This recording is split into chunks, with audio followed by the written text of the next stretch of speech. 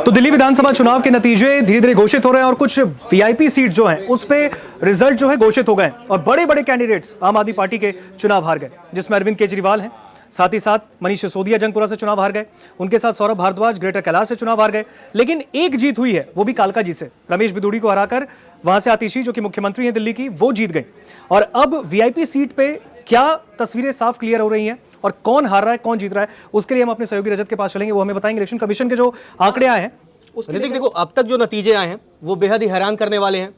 जो exit poll थे लगभग वो सही साबित होते दिख रहे हैं। अब तक भारतीय जनता पार्टी 48 सीटों पर आगे है, आम आदमी पार्टी 22 सीटों पर आगे है और 8 सीटों पर अब तक इलेक्शन कमीशन के जो नतीजे हैं वो भी आ चुके हैं। 4 भाजपा जीती है, 4 आम आदमी पार्टी जीती है।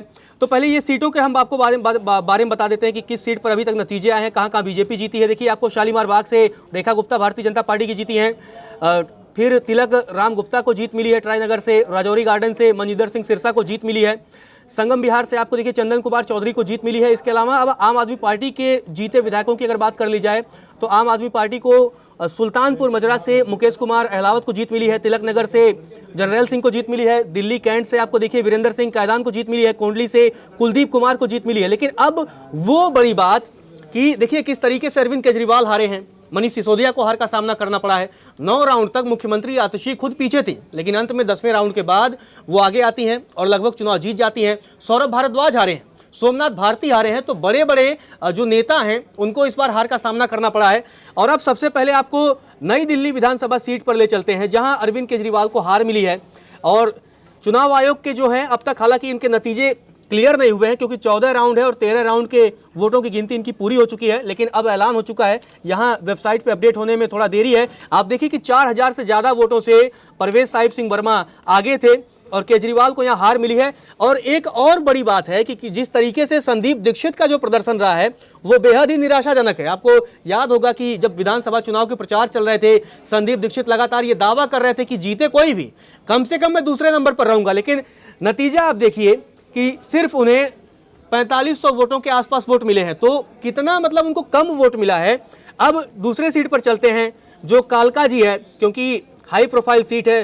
तीनों पार्टियों के बड़े बड़े नेता यहां से चुनावी मैदान में थे और यहां आतिशी जीत गई है। 3580 वोटों के आसपास से उन्होंने जीत हासिल की है। लगातार ये 9 राउंड तक पीछे थी, 10वें राउंड में इन्होंने कमबैक किया और 11वें 12वें तक आते आते आतिशी ने जीत हासिल की। रमेश बिदूड़ी यहाँ टफ फाइट दे रहे थे, उन्हें भी 48,478 वोट मिले, आतिशी को 52,058 वोट मिले।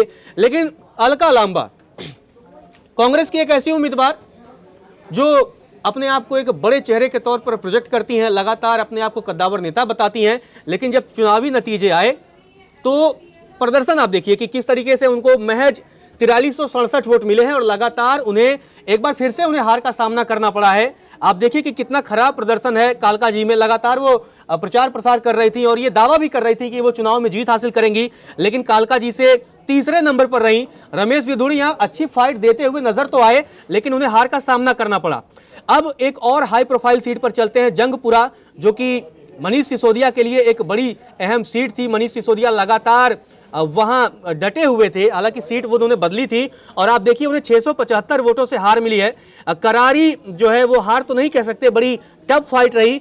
बीजेपी के तरविंदर सिंह मारवा यहाँ लगातार मतलब वो भी एक्टिव थे। मनीष सिसोदिया भी पटपड़गंज से यहाँ आए हुए थे और उन्हें उम्मीद थी कि वो जीतेंगे। हालांकि अब जीत के बाद उन्होंने मतलब हार के बाद मनीष सिसोदिया ने कहा है कि वो एक्टिव रहेंगे और जंगपुरा के मुद्दों को उठाते रहेंगे। आपको बता दें कि मनीष सिसोदिया को कुल 38,184 वोट मिले।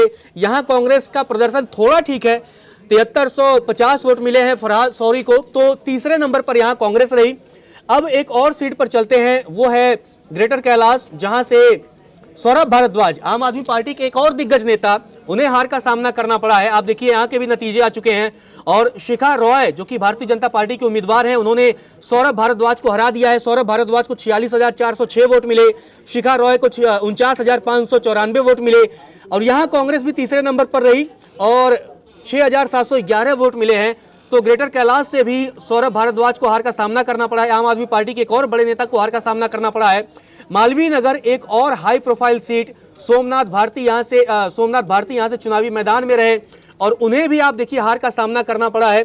अभी तक जो वोटों का राउंड है वो 14 पूरा हो चुका है, 15 होना है। हालांकि नतीजे ऐलान हो चुके हैं और वेबसाइट पर थोड़ा समय लगेगा अपडेट होने में, लेकिन बीजेपी के सतीश उपाध्याय ने उन्हें हराया है। और लगातार ये वो सीटें रहीं जहां आम आदमी पार्टी कुछ अरसे से जीतती आई, लेकिन इस बार हार का सामना करना पड़ा। और आप देखिए कि किस तरीके से आम आदमी पार्टी को हार का सामना करना पड़ा है और लगातार कई बड़े चेहरे। सबसे बड़ी बात है कि अरविंद केजरीवाल खुद हारे हैं, मनीष सिसोदिया हारे हैं, आतिशी किसी तरीके से जीत पाई हैं, सौरभ भारद्वाज हारे, सोमनाथ भारती हारे। तो कई बड़े नेताओं को हार का सामना करना पड़ा है और अब तक के जो रुझान सामने आए हैं उसमें बीजेपी सरकार बनाती हुई दिख रही है। लेकिन अगर उसमें देखेंगे तो एक सीट जो है पटपड़गंज की, उसमें अवध ओझा ने कहा कि मैं हार गया हूं, ये मेरी व्यक्तिगत हार है, लेकिन मैं कल से अपने क्षेत्र में जाकर लोगों से मिलना शुरू करूंगा और अगले चुनाव में भी पटपड़गंज से ही खड़ा। हाँ, पटपड़गंज के आपको नतीजे बता देते हैं। देखिए 28,000 वोटों से हारे हैं, बड़ी हार है। मतलब सोशल मीडिया पर अवध ओझा को भला कौन नहीं जानता है, और बड़े मतलब अपने व्यक्तित्व के लिए विख्यात भी हैं, अपनी बयानबाजी के लिए विख्यात हैं। जिस तरीके से, क्योंकि मनीष सिसोदिया की जगह आए थे, एक बड़ा चेहरा डिप्टी सीएम रहे मनीष सिसोदिया, उनकी जगह आप आते हैं, चुनावी मैदान में आते हैं और आप ललकारते ऐसे हैं जैसे आप आ गए हैं तो बाकी लोग साफ हो जाएंगे। लेकिन जब नतीजा आता है तो देखिए नतीजों में आपको 28,072 वोटों से हार का सामना करना पड़ता है। देखिए बीजेपी उम्मीदवार जो रविंद्र सिंह नेगी हैं उन्हें 74,060 वोट मिलते हैं और अवध ओझा को 45,988 वोट मिलते हैं। और बड़ी बात यहाँ देखिए, कांग्रेस में बहुत ज्यादा वोट यहाँ नहीं काटी है, कांग्रेस को महज 16,500 वोट मिले हैं। तो ऐसा भी नहीं कि कांग्रेस ने बहुत ज्यादा यहाँ वोट काट दिया है। अब मान लीजिए 16,500 कांग्रेस को वोट मिले हैं और अवध ओझा हारे भी हैं 28,000 वोटों से। तो अवध ओझा पटपड़गंज में फेल हो गए। हालांकि अब वो कह रहे हैं कि कल से लोगों के बीच जाएंगे और अगला चुनाव भी पटपड़गंज से लड़ेंगे। खैर अब क्या वो करेंगे वो तो वक्त बताएगा, लेकिन अभी के जो रुझान है उसमें Bharatiya Janata party clear majority के साथ सरकार बनाती हुई दिख रही है। नमस्कार, मैं हूं मानक गुप्ता। अगर आपको हमारा ये वीडियो पसंद आया हो तो इसे लाइक और शेयर जरूर करें और हां, हमें सब्सक्राइब और फॉलो करना ना भूलें ताकि आप देश और दुनिया की कोई खबर मिस ना करें। तो जुड़े रहिए हमारे साथ और देखते रहिए न्यूज़ 24।